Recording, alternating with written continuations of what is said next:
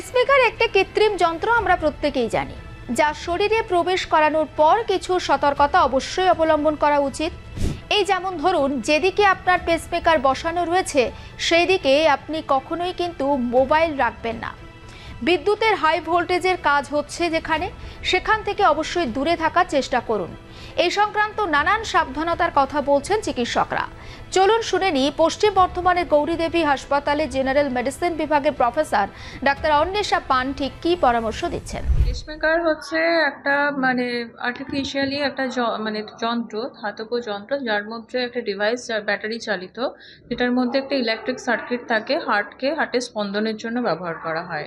তো যেসব পেশেন্টদের নিজেদের হার্ট রেট 60-র নিচে নেমে যাচ্ছে এবং সেটা সিমটমস তৈরি করছে, যেটা হচ্ছে এসএ নোড, যেটা ইম্পালস জেনারেটর হার্টের এসএ নোড বা এভি নোডের কোনো অসুবিধা হলে এবং যেগুলো সিমটমস যখন ক্রিয়েট করছে, যখন কোনো পেশেন্ট কাজ করতে গেলে মাথা ঘুরছে বা ফেন্ট হয়ে যাচ্ছে, বারবার অজ্ঞান হয়ে যাচ্ছে, বা হার্টের রেট অনেকটা কমে গিয়ে হার্টের ফাংশন ব্যাহত করছে, সেই সমস্ত ক্ষেত্রে।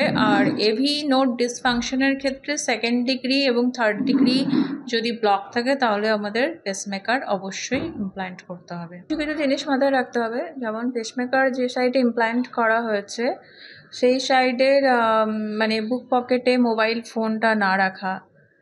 যদি মোবাইল ফোন অন্য সাইডে রাখতে পারে বা কানে ব্যবহার করে, ও সমস্ত কোনো অসুবিধা নেই। কিছু ইনভেস্টিগেশন, যেমন এমআরআই করানোতে তার আগে জানাতে হবে ডক্টরকে যে ওনার পেসমেকার ইমপ্ল্যান্ট করা হয়েছে।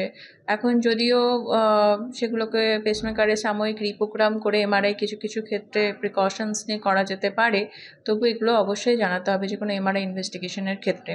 কোনো জায়গায় হাই ভোল্টেজ কোনো কিছু হাই ভোল্টেজ ট্রান্সফরমার বা ওয়েল্ডিং কিছু কাজ চলছে, তার থেকে দূরে থাকতে হবে। আর নিয়মিত যেটা দরকার হচ্ছে পেসমেকারের, অ্যাটলিস্ট 3 to 6 মান্থলি ক্লিনিকে চেক আপ করানো, বা যে কার্ডিওলজিস্ট যাকে দেখাচ্ছেন বা যিনি ইমপ্ল্যান্ট করেছেন তাকে দেখানো, কারণ ডিভাইস এবং ব্যাটারি স্ট্যাটাস কী আছে সেটা রেগুলার পর্যবেক্ষণে রাখতে হয়, নাহলে যে কোনো সময় এটা ম্যালফাংশন হতে পারে। তার থেকে হৃদস্পন্দন ঠিকঠাক নাও হতে পারে।